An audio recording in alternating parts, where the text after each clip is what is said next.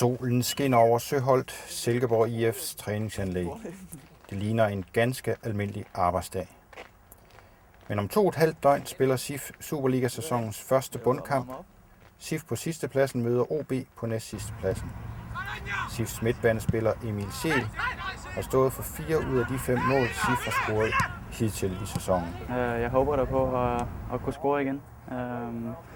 Det er en tro, jeg har i hver kamp, at jeg går ind til kampen med vilje og styrke til at kunne score et mål. Så det håber jeg. Er hans mål en betingelse for SIFs succes i lørdagens bundkamp? Det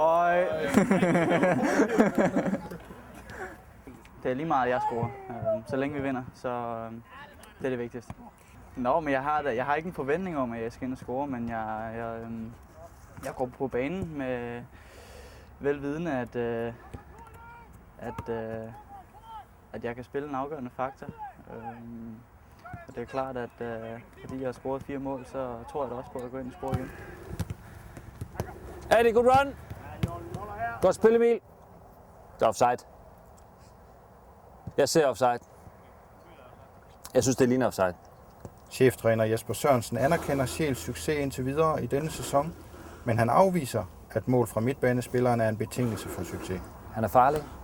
Det glæder mig selvfølgelig, og det, at han er det gør også, at der gerne skulle være plads til nogle af de andre. Og hvis han scorer, skal han ikke høre noget ondt for det. Men jeg mener ikke, det er succeskriteriet for os i den kamp om Emil scorer eller ej.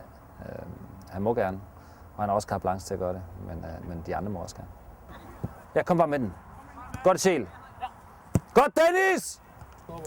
Lørdag kl. 19.45 er vi alle klogere. Lykkes det endnu en gang Emil Scheel at score og får SIF sin første sejr.